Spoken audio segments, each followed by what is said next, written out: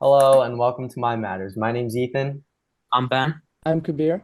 and today we have a very special guest. Lauren, do you want to go ahead and introduce yourself?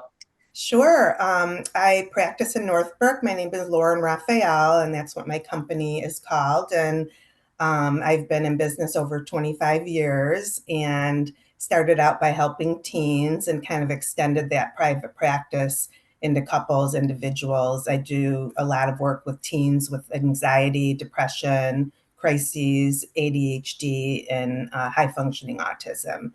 So that's kind of been my specialty. And, I have two grown daughters and a lot of experience with kids personally. So it's really helped me, help other people. Hmm. Yeah, that's great. And again, Lauren, thank you for coming on the podcast today. And today we're going to focus on, uh, I think, what probably the most important topic we ever have, and that's crisis intervention. How do you help somebody who's going through a really severe mental health struggle, a crisis? So Right. we're going to focus on that today. And all three of us, me, Kabir, and Ethan, we did training. I would highly recommend at the Jocelyn Center in Northbrook. There, Yeah. I think they're expanded over a couple areas, but you can do it in Northbrook. I'm sure they probably have options online. But crisis training for mental health.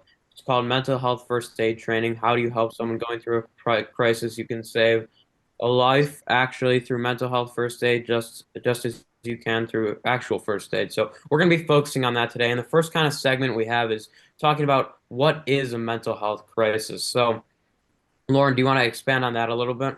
Sure. It's, kind of when a person has a high chance of harming themselves or maybe somebody else, very dysregulated, unable maybe to even assess. And sometimes we kind of forget about the other people in a mental health crisis. For example, the ones who we call them ADLs, activities of daily living, and if they can't function is just as critical as if they're in a crisis, if they're not getting up, not showering, doing the things like self-care. So so there's a broader range of situations, that can impair someone's well-being. So it's just about, and I wanted to add, telling an adult, because like this is kind of a teen platform for everybody. And often I see teenagers who talk to their friends about self harm. I hear this in sessions. And then, nobody tells an adult because they don't realize, your brain's all developed as an adult. How telling the right person. And the whole idea with mental health crisis and first aid is to get resources. Hmm. Yeah, and I worked in schools for 10 years. So I did a lot of crisis assessments. I did a lot of suicide risk assessments. I called up this Columbia University survey that we use to identify if someone's low, medium, or high. You might have learned about that in your first aid too. Hmm. So, Um, you were talking about how some people don't report, signs of crisis to adults Yeah. when they're talking about that with their friends. Right. But also in our Jocelyn first aid training, we also learned that in many cases, friends themselves don't want to like one friend will want to report it and the other one thinks it's not a big deal or says they're fine. So, in those cases where one of the friends clearly recognizes the signs of crisis, what kind of steps can be taken to escalate that in an appropriate way, kind of without, making the other friend feel, betrayed or Right. right.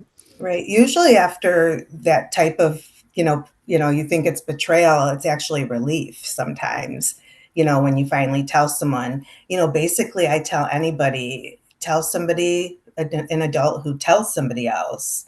I've always assured people that if I need to, betray a confidence because someone's unsafe, that's something that's an ethical obligation to me. So kids telling other kids maybe could get to the right place. Kids talking to teachers maybe or their parents. That's the thing. Like depending on how the relationships are at home, telling a parent, but also the most important thing is confidentiality. So if someone comes to me, I'm not going to say to the other person, Susie told me you wanted to hurt yourself. I'm going to say, I've heard from some students, we really, that's a big ethical thing. We really want to keep the, anonymity if we can. But the most important thing is safety, from these disruptive behaviors. Maybe they have a loss of reality, and the impaired functioning. So I think just not giving up, you know. Yeah, I want to kind of ask you a question about like who to tell. So you Yeah. said, if you tell another friend, right, Mhm. it might get to the right place, but by telling a lot of people, do you think that could also kind of put the person who's suffering from a mental health crisis like in an awkward position where everybody else knows? Do you think it's better to just go directly to the adult if anyway they're going to come and say that, and they're not going to say who told them anyway? I agree with that. I think, telling an adult, knowing that you'll have some anonymity. I mean, obviously, if they told you and only you, they're going to know, Right. but I do think, yeah, instead of going from kid to kid, keep it as small as possible. And it's hard to trust somebody, and at your age to betray someone's confidence. Friendships are so important and peers are so important, but you're really looking at, you know, um, educating kids that this saves lives.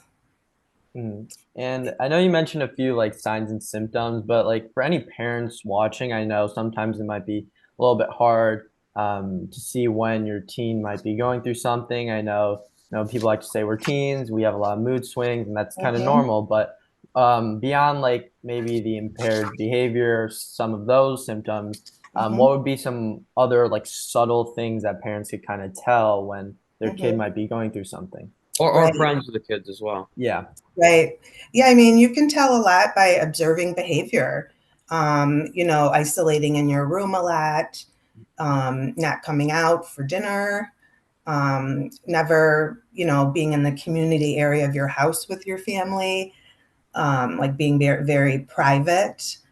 And then with teens, there's this increased social pressure with the social media, COVID.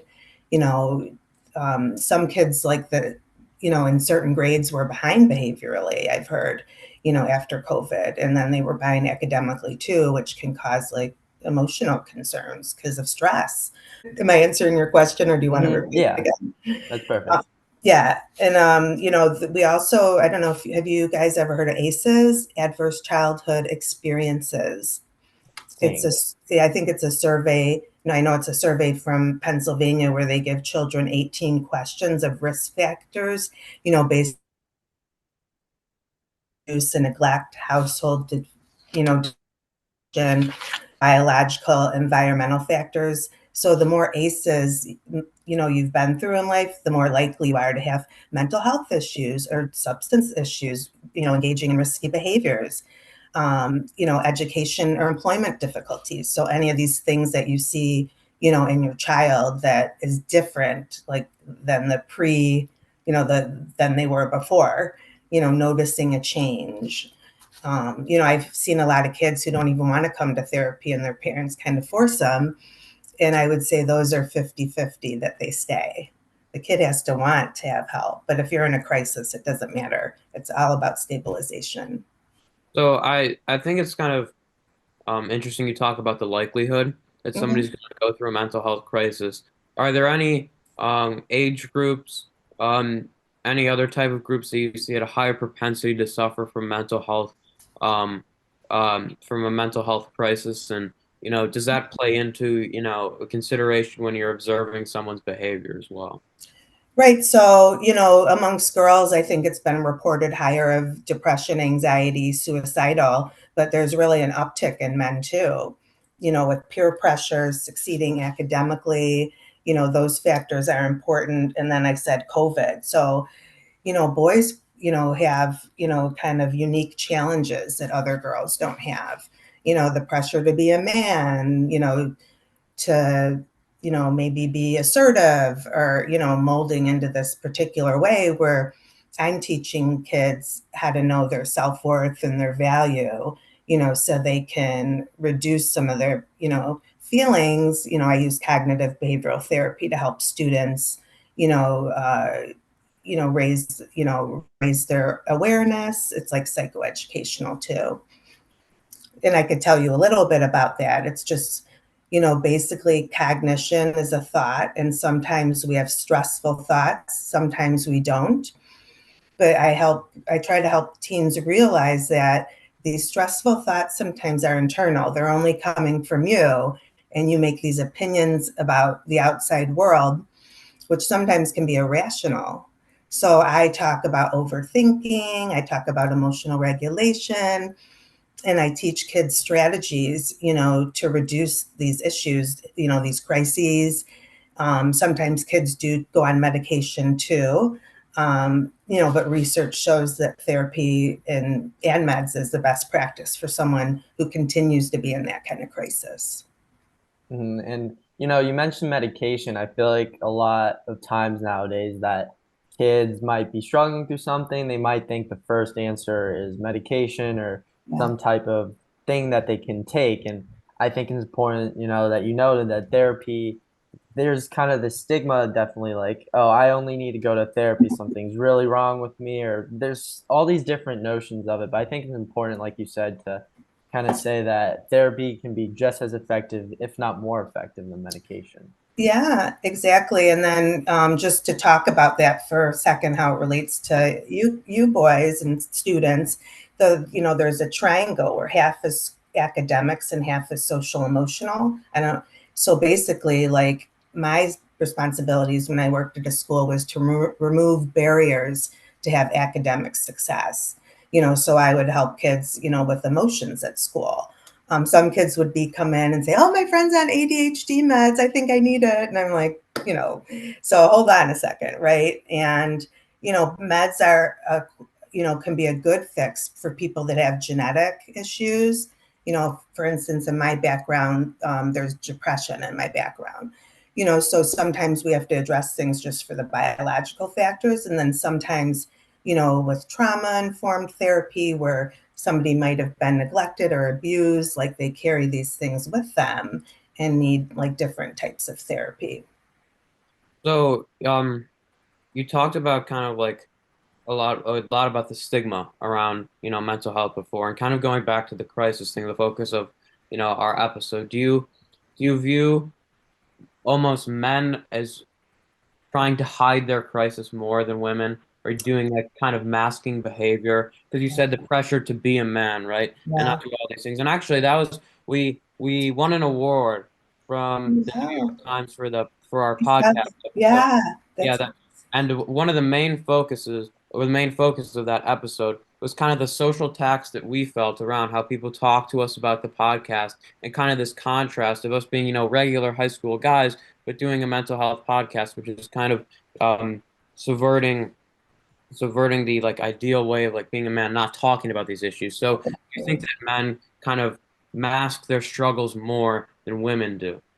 That's hard to say. I think both do, really. Yeah. But that's a lot of my work talking about what's under that mask. Sometimes a lot of teens exhibit like a feeling like anger, and so we talk about this anger iceberg, which is a cognitive behavioral therapy technique where the iceberg's on top, and all these feelings, shame, loneliness, guilt, insecurity, embarrassment, are underneath the water. So whether when I'm working with boys, which I do work more with girls, but I have several teens I work with too. It's trying to really see, like, what their core values and beliefs are about themselves, like what influences they've had from family and friends, and really try to help them be their authentic self. I mean, I know you boys, you give each other trouble, you push. I don't know, some of the boys might be more aggressive or sporty and some aren't. Like there's a number of things that can happen to affect a boy's feeling just as much as girls. So, for instance, I saw a guy yesterday, a senior in high school, another district, and he's working on anxiety. So I worked with him last March, and he's coming back, and he's also an athlete. So there's a lot of things to consider. He had injuries. So there's a whole picture to look at how someone can mask, and that's my job, is to help them kind of reveal and work on acceptance, change, whatever comes to be. So, So go ahead, Kabir. oh, sorry. So you were talking about, I mean, the main topic here is right, like how the difference between boys and girls and how they respond to, or how they display symptoms of, mental health crises. So I think one of the big ideas that we like to talk about on the podcast is also like social media, like the role that that plays in kind of exacerbating a crisis, or Yes. even, what do you think that the role of social media is, or like broadly, how do you think that that influences people's experience of a crisis, or how they choose to respond to it or seek help, or like the detriments of it? Right. First of all, like social media, they say there's these like seven. I can't remember them all, but one is like focusing on what likes you have, waiting for someone to text you back. All these, being on too long and scrolling.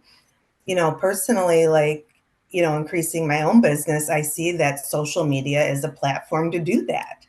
And it seems kind of stressful, like to me, like, oh, I'm only famous if I get my name out there more. So social media, like, I don't know, I feel like it's this fixed thing that we see in the environment and we're not choosing it. So I like to help people make individual choices about, using other things in social media. Like nature's really good for anxiety and depression, communicating more, things like that. Does that answer your question? Yeah, it does. Thank you.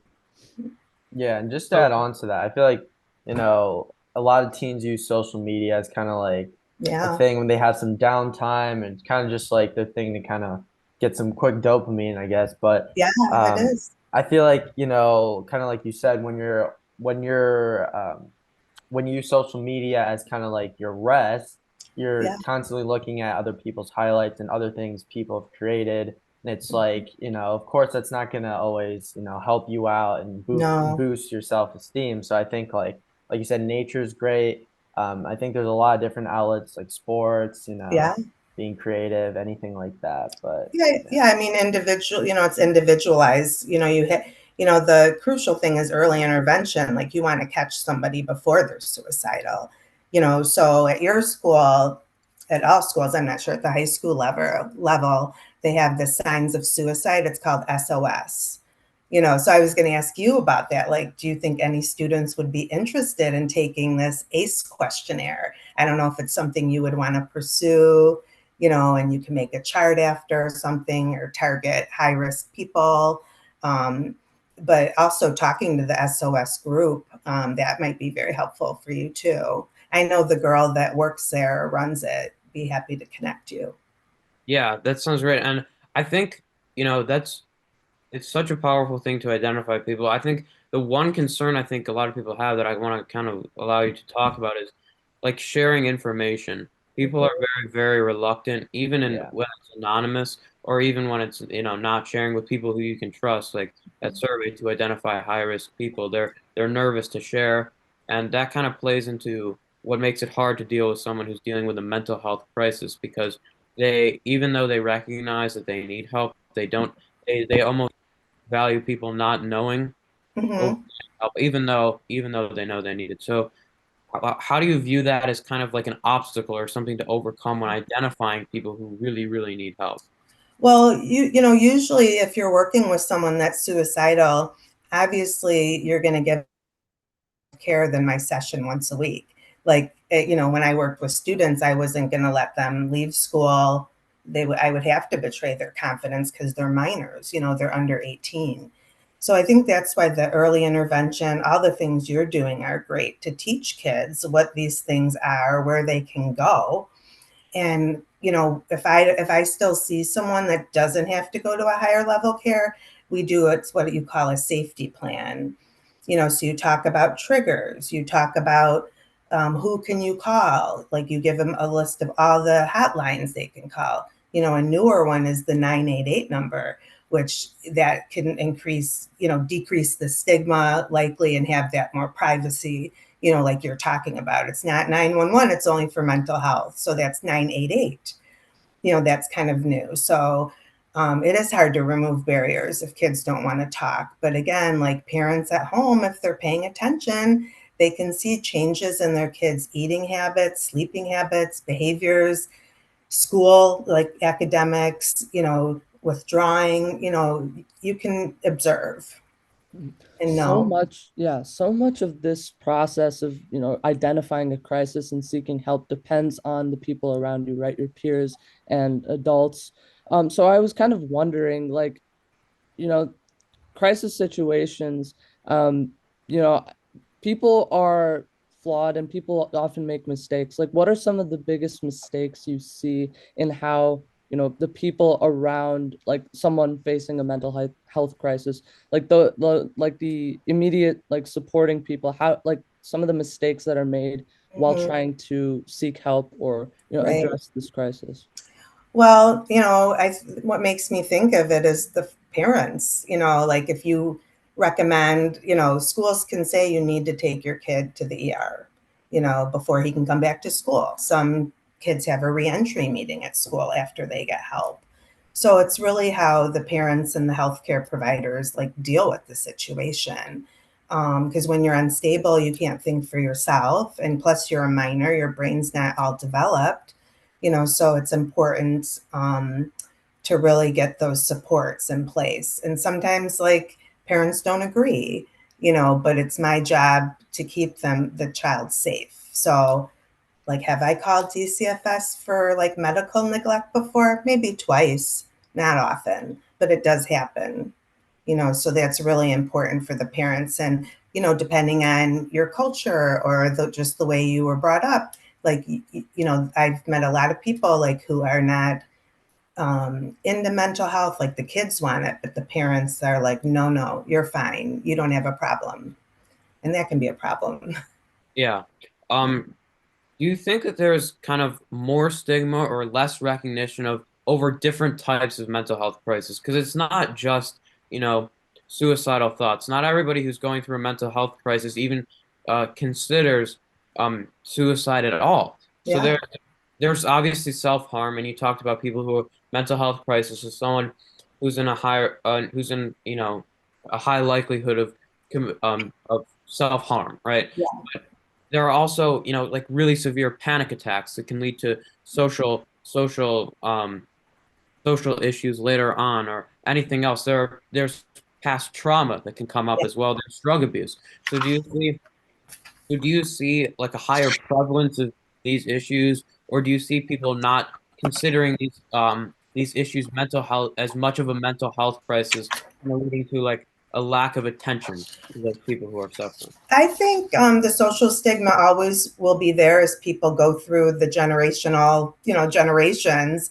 I don't think, but I do think since COVID, people have been more open to mental health. Something I looked at, let me just find it here, is, panic attacks. Those are full blown where you kind of might have a loss with reality. You cannot get a hold of yourself. You're sweating, having all these kind of symptoms, nausea, dizziness. But then there's these, I don't know where I put it. There's these, oh yeah, the small anxiety attacks. They're called limited symptom attack, where it's a few panic symptoms, but not full blown. So that can last like a second or peak within 10 minutes.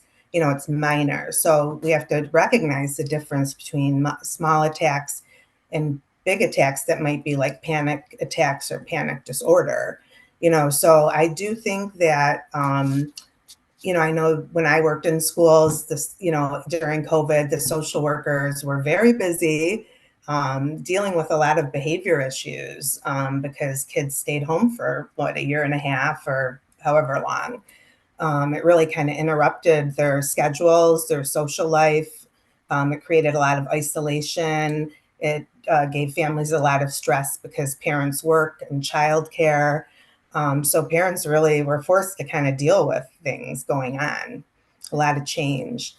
But I think historically, I'm more of an open person. Like some of the traditional counselors or social workers, they're kind of maybe more strict with their boundaries. Like I wouldn't mind telling someone that depression runs in my family, but when I was 30, I probably wouldn't have. You know what I'm saying? So with experience, like therapists can open up to help clients too. So just to kind of normalize, hey, this happens to a lot of people and we're here for you too, you know, and oh, I used to feel that way. I remember that feeling, you know, so it's really building that rapport with the kids that can help them be more open to help. The rapport is very important. Mhm.